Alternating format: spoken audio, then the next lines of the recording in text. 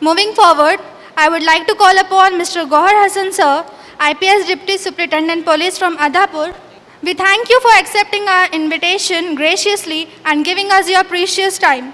It will be a very special experience for all of us to listen few words from you. Mr. Gohar Hassan sir. सबसे पहले तो मैं शुक्रिया अदा करना चाहूँगा शाहीन एकेडमी के सभी ज़िम्मेदारान जो हैं यहाँ स्टेज पे मौजूद हैं। जज़ाकल्लाह, आपने ये मौका फ़राहम किया कि छोटे भाई बहन और जो बड़े भाई और जो वालिद जैसी शख्सियत यहाँ पे मौजूद हैं, सबसे इंटरैक्ट करने का, दो अल्फाज इसमें बात करने का। मेरा नाम गौहर हसन है, मेरा ताल्लुक़ बिहार से है और मैंने 2019 में यूपीएससी सिविल सर्विसेज का एग्ज़ाम क्वालिफाई किया था और मेरी 137th रैंक थी और उसके थ्रू मुझे इंडियन पुलिस सर्विस एलोकेट हुई।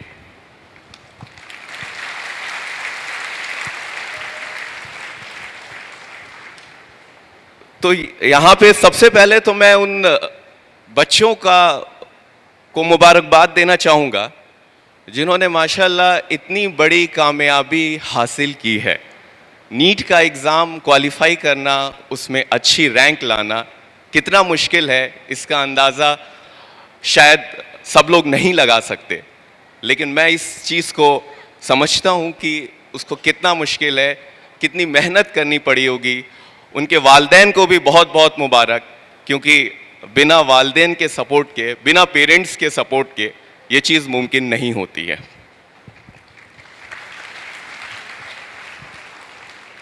मेरा ख्याल है मैं बस आज थोड़ी बात करने आया हूँ, ऐसा नहीं कि मैं कुछ सरमन देता हूँ या आप आज से 2-4 साल पहले मैं भी ऐसे ही बैठा रहता था। बड़े लोग यहाँ पे मौजूद हैं, लेकिन मेरा ख्याल है कि यहाँ पे 3-4 तरह के बच्चों में लोग बैठे हुए हैं। एक तो वो जिन्होंने अल्हम्दुलिल्लाह कामयाबी हासिल कर ली है, जो एक अच्छी रैंक के साथ हैं और वो आगे अपनी ज़िंदगी में दूसरे मरहलों पे आगे बढ़ेंगे। दूसरे वो लोग हैं जिन्होंने साल भर मेहनत की होगी,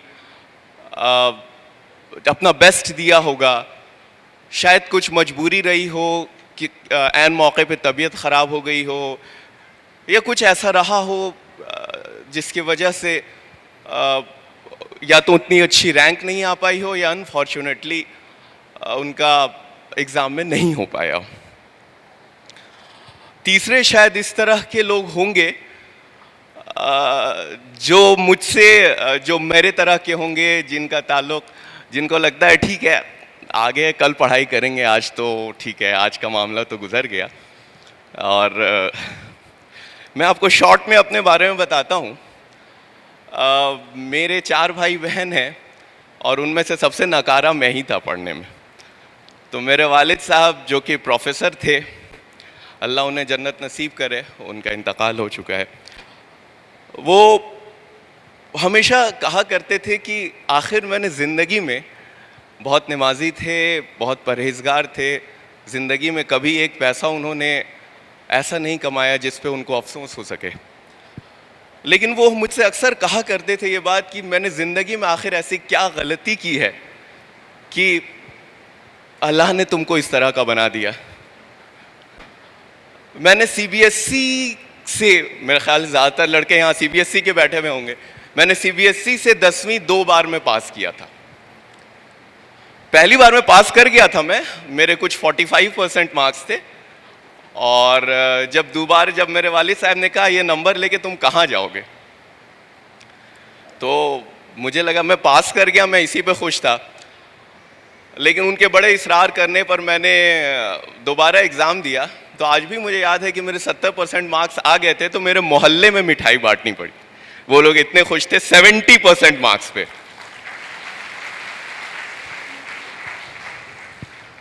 नीट हो गया, मेडिकल हो गया। उस वक्त में नीट नहीं हुआ करता था, मेरे ख्याल से प्री मेडिकल टेस्ट है, या इंजीनियरिंग के लिए उस वक्त में AIEEE हुआ करता था। मेरे ख्याल से, मुझे याद नहीं है, मुझे अंदाज़ा नहीं है कि आज के दौर में। तो ये सब तो बहुत दूर की बातें हैं, मेरे वालिद साहब को ये लगा कि शायद ये लड़का इंजीनियरिंग क्वालिफाई नहीं कर पाएगा, इसलिए उन्होंने मेरा एडमिशन डिप्लोमा में करवाया था, डिप्लोमा इंजीनियरिंग में, कि तुमसे बेटा इंजीनियरिंग तो होगी नहीं, बेहतर है कि तुम डिप्लोमा करो, डिप्लोमा के बाद तुम्हें जॉब मिल जाएगी। और उनका इंटेंशन बहुत नोबल था, जाहिर है वो मुझे बचपन से देखते आ रहे थे। एक बाप माँ से ज़्यादा, एक पेरेंट्स से ज़्यादा अपने बच्चों को कौन पहचानता है। तो खैर मुझे बड़ा ईगो मेरा हर्ट हुआ। अब डिप्लोमा करने को कह दिया, डिप्लोम चीज़ लोग बुलाते थे, लेकिन खैर ठीक है, अब मरता क्या ना करता। डिप्लोमा का एग्ज़ाम दिया। इंटरेस्टिंग बात है कि मेरा उसमें भी एंट्रेंस में नहीं हुआ डिप्लोमा के। कुछ वेटिंग आई थी मेरी, लेकिन वेटिंग आई थी तो किसी तरह से मैं वहाँ पहुँच गया। खैर फास्ट फॉरवर्ड डिप्लोमा हुआ, डिप्लोमा के बाद फिर जॉब भी मिल गई, जॉब तो मिल ही जाती है। उसके बाद फिर मैंने इवनिंग से इंजीनियरिंग करी। बड़े घर पे लोग मेरे बड़े खुश थे कि चलिए भाई, जिससे ये उम्मीद थी कि पान की दुकान से ऊपर कुछ कर नहीं सकता है, एटलीस्ट वो एक जॉब कर रहा है। मैंने जॉब शुरू करी, अपनी जॉब शुरू करी तो 1 साल 2 साल 3 साल, जब 3 साल मैंने जॉब वॉब कर लिया तो मुझे लगा कि शायद मुझे कुछ और करना चाहिए। उस वक्त में मुझे कहीं ना कहीं ये एहसास होता था कि मैंने ज़िंदगी में कुछ भी नहीं किया अभी तक। जैसे नदी के एक फ़्लो के साथ लोग बहते चले जाते हैं, वैसे मैं भी अपनी ज़िंदगी के फ़्लो के साथ बहता चला जा रहा था। जैसे जहाँ जिसने फेंक दिया, ना कोई बड़ा एग्ज़ाम दिया, ना किस किया। तो मुझे पता नहीं क्यों एक ख्याल आया कि इस स्टेज पे आके ना तो मैं मेडिकल दे सकता हूँ, ना मैं इंजीनियरिंग दे सकता हूँ, ना मैं कुछ और कर सकता हूँ। मेरे पास 2 ऑप्शंस बचे थे, या तो मैं कैट का एग्ज़ाम देता मैनेजमेंट के लिए, या फिर एक ऑप्शन था सिविल सर्विसेज। मुझे बहुत ज़्यादा अंदाज़ा तो नहीं है कि महाराष्ट्र में लोग इसका क्या वो करते हैं, बट बिहार में एक बड़ा कोई भी पेरेंट्स को, ख़ास करके जो मिडिल क्लास के पेरेंट्स होते हैं, उनके अंदर एक ये रहता है कि भाई मेरा बच्चा IAS IPS बने, सिविल सर्विसेज में जाए। मतलब वो एक बड़ा उसको लगता है कि पता नहीं क्या हो जाएगा वो बनकर। हालांकि ऐसा कुछ नहीं है, ठीक है, ये भी एक नौकरी है। तो खैर मुझे एहसास, तो वो जहन में जहनियत तो वही थी, तो मुझे ये एहसास हुआ कि मुझे सिविल सर्विसेज की प्रिपरेशन करनी चाहिए। तो जब मैंने एकदम मुअज़्ज़म इरादा कर लिया कि नहीं मुझे करना है, तो मैंने अपने वालिद साहब को फ़ोन किया कि मैं ऐसा सोच रहा हूँ। वो सोचने लगे। अभी तो मुझे थोड़ा सुकून मिला था कि इसने नौकरी शुरू की है, अब इसकी ज़िंदगी थोड़ी सी सेटल हुई है, आगे का मामला होगा, अब आगे की चीज़ें देखी जाएगी। अब ये नौकरी छोड़ने की बात करने लगा। तो उन्होंने कहा कि लगता है तुम ज़्यादा थक वक गए हो, नौकरी में तुम्हारा ज़्यादा प्रेशर है तुम पे, तुम आओ घर छुट्टी लेकर के। ठीक है, मैं घर पहुंच गया। घर पहुंचा, मैंने उनसे कहा कि मैं ऐसा सोच रहा हूँ। तो उन्होंने कहा कि तुम्हारा कोई दोस्त तैयारी वारी करने का इरादा किया है क्या? कोई है जो तुम्हारे साथ जो इस तरह का कोशिश कर रहा है, जिसके तुम सोबत में तुमको भी लग रहा है हम भी कर लेंगे? और दूसरा, तुमको अंदाज़ा है ना तुम किस चीज़ की बात कर रहे हो? कहा जाता है ये हिंदुस्तान का सबसे मुश्किल एग्ज़ाम है, तुम्हें अंदाज़ा तो है? तो नहीं हमको पता है, ये वो ऐसे वैसे। उन्होंने कहा कि देखो, मुझसे ज़्यादा खुश कोई नहीं होगा अगर तुम वाकई दिल से, अगर तुम्हारे अंदर इरादा है कि तुम इस तरह से कर सकते हो, लेकिन ऐसा ना हो कि 2 महीने बाद तुमको एहसास हो कि ये हमसे हो नहीं पा रहा है, तो ना खुदा ही मिले, ना विसाले सनम, ना इधर के रहे ना उधर के वाला मामला हो जाएगा। तो ठीक है, तो हमने सोचा कि थोड़ा सा, उनसे कुछ साल पहले डॉक्टर शाह फैसल थे जो कश्मीर के थे, वो हिंदुस्तान में टॉपर हुए थे, और काफ़ी वो, मतलब वो उनकी स्पीच वगैरह हम लोग यूट्यूब पे सुनते थे तो लगता था कि हाँ एकदम ज़बरदस्त। वो इकबाल का एक शेर है जो वो बार बार दोहराते हैं, और वाकई उनके पढ़ने से ही मुझे पता चला कि वो कितनी गहराई है उसमें, कितना मीनिंग है कि दयार इश्क में अपना मकाम पैदा कर, नया ज़माना नई सुबह शाम पैदा कर, खुदा अगर दिल फितरत शनास दे तुझको, सुकूते लाला गुल से कलाम पैदा कर। तो इसमें इतनी गहराई है। अल्लामा इकबाल, इस इंस्टीट्यूशन का नाम शाहीन है। मैं इतना खुश हुआ था जब मुझे अंदाज़ा हुआ, मुझसे पहले जो मौलाना साहब थे इन्होंने बहुत अच्छे तरीक़े से इसका मतलब बताया है कि शाहीन का क्या होता है। तो खैर वहाँ से मेरा एक सफ़र शुरू हुआ और आप यकीन मानिए कि मैंने इस तैयारी के दौरान लिखना सीखा, पढ़ना सीखा, टेबल कुर्सी पे बैठना सीखा। इससे पहले मुझे वो भी नहीं आता था, बेसिक्स जो होता था। It took me a lot of time but, और एक चीज़ है, ये कुरान का कौल है कि अल्लाह उसी की मदद करते हैं जो खुद अपनी मदद करता है। तो इस चीज़ को, ये एक लंबा सफ़र चला। मैं उसके हर यूपीएससी में भी 3 स्टेजेस होते हैं, प्रीलिम्स में, मेंस, इंटरव्यू, मैं तीनों स्टेज में एक एक बार फेल हुआ। फाइनली 2019 में जा कर के अल्हम्दुलिल्लाह मेरा सिलेक्शन हुआ। तो कहने का मकसद ये है, मैं आप लोगों को ये ख़ास करके मैं उन बच्चों को एड्रेस कर रहा हूँ जिनको ऐसा लगता है कि शायद वो अपने अंदर से हारते हैं। उनको ऐसा लगता है कि शायद मैं कुछ नहीं कर पाऊँगा। जब वो दूसरे बच्चों को देखते हैं उनको लगता है कि यार ये मुझसे इतना अच्छा है। मुझे भी ऐसा लगता था, मेरे अंदर भी ये इनसिक्योरिटीज़ थी। ऐसा नहीं है कि यार ये तो मैं कैसे कर पाऊँगा, इतना बड़ा कंपटीशन है, इतने बड़े लोग हैं। और आपको मैं एक चीज़ बताता हूँ, मैं अपने एक्सपीरियंस से ये चीज़ 100% कह सकता हूँ कि आपका कॉम्पिटिटर दुनिया में सिर्फ आप हैं। अगर आप आज जिस मकाम पर हैं, आप कल उससे थोड़े बेहतर हो गए तो यकीन जानिए इससे बेहतर कोई चीज़ नहीं। आपको सिर्फ एक सीट चाहिए किसी भी कंपटीशन में, किसी भी एग्ज़ाम में। आपको कोई मतलब नहीं है कि दूसरे क्या कर रहे हैं। आपका कंपटीशन किसी और से नहीं है। हम हमेशा अपने आप से, अपनी जहनियत से हारते हैं, हम दूसरों से कभी नहीं हारते। अपने दिल पे हाथ रख के आप सारे के सारे एस्पिरेंट सोचिए कि जब आप जा कर के बैठते हैं एग्जाम में तो आपको पता होता है कि नहीं कि आपका सिलेक्शन हो रहा है या नहीं। आपको ये चीज आपके अंदर पता होती है कि yes, I am going to be there or not. क्योंकि आपका दिल आपका आईना होता है। तो अपने आप से मत हारिए। जब मेरा इंटरव्यू में नहीं हुआ था, जिस साल मैंने इंटरव्यू दिया था, मेरे फादर का फ़ोन आया मेरे पास। वो थे, ज़ाहिर है एक वालिद है, एक बाप है, वो परेशान रहता है कि मेरा बच्चा परेशान होगा, नहीं हुआ है इसका। इस स्टेज तक आके ऐसा लगता है कि निवाला मुंह तक पहुंचा, फिर वहाँ से किसी ने खींच लिया। क्योंकि आप प्रीलिम्स निकालते हैं, मेंस निकालते हैं, लास्ट स्टेज तक पहुँचते हैं।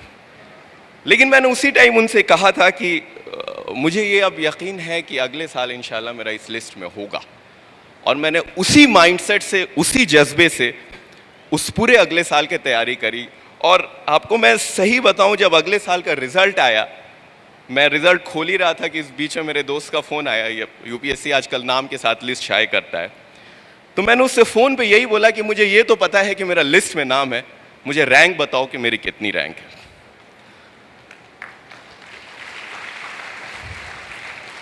और ये मैं 4 बार फेलियर होने के बाद की बात कर रहा हूँ। ऐसा नहीं कि मैं पहली बार में, किसी तरह का कोई गुरूर नहीं किसी का, बस मुझे अपने अंदर यकीन था कि हाँ। और आप सबको, जितने भी एस्पिरेंट, जितने भी लोग यहाँ बैठे हैं, उनको पता होता है। आज जो लोग बैठे हैं, जिन लोगों को अगले साल देना है, आज ये चीज़ सोचिए अपने जहन में कि अगले साल मेरा नाम वहाँ पे होगा। और ये जो पॉजिटिव एनर्जी होती है ना आपके जहन में, वो आपको डिराइव करती है, वो आपको अपने गोल की तरफ खींचती है।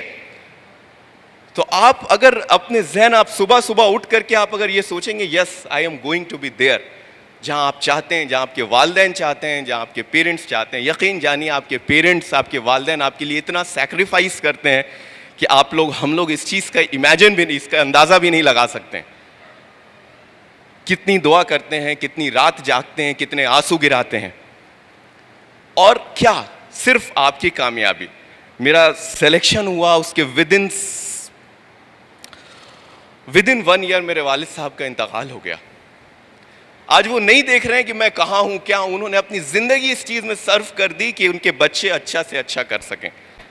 अल्हम्दुलिल्लाह आज मेरे चारों भाई बहन एक अच्छी जगहों पर हैं, लेकिन और मेरे वालिद नहीं हैं इसको देखने को। तो इसलिए आप सब के लिए, जितने बच्चे यहाँ पे बैठे हैं, ये सारी चीज़ें जो हैं सिर्फ आपके लिए हैं। ये आपके फ्यूचर के लिए है। आप इस चीज को समझिए। इकबाल का वो कौल है, खुद ही को कर बुलंद इतना कि हर तकदीर से पहले खुदा खुद बंदे से पूछे, बता तेरी रजा क्या है।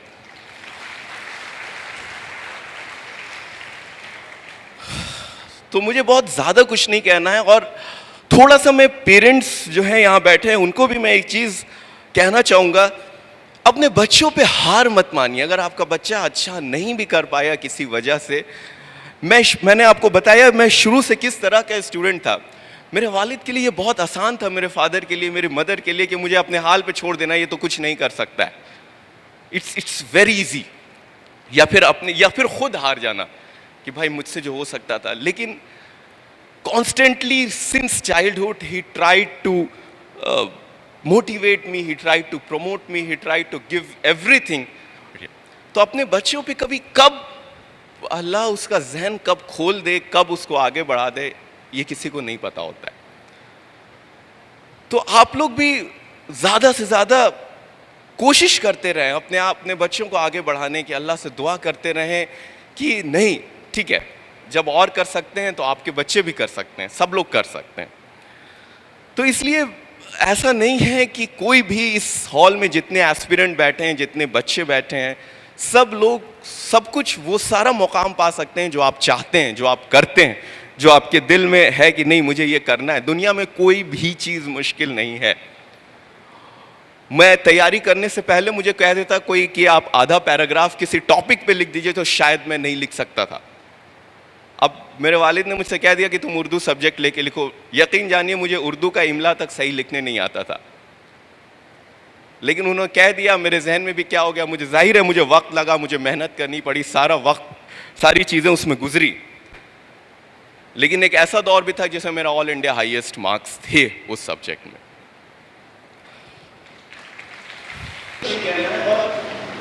कोई भी चीज दुनिया में कोई भी चीज मुश्किल नहीं है।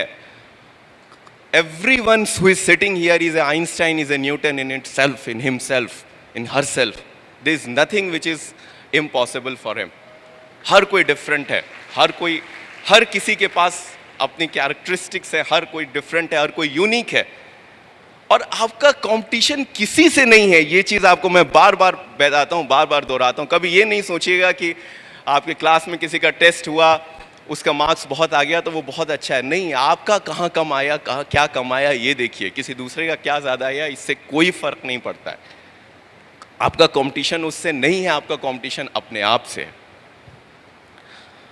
तो आखिरी में बस मैं उन बच्चों से फाइनली एक बशीर बद्र का शेर है, उसको कह करके अपनी बात ख़त्म करूँगा। यहाँ पे बहुत लोग हैं, बहुत बड़े, कि बस एक चीज़ हमेशा याद रखिएगा कि जब से चला हूँ मेरी मंजिल पे नज़र है, रास्ते में कभी मील का पत्थर नहीं देखा। शुक्रिया।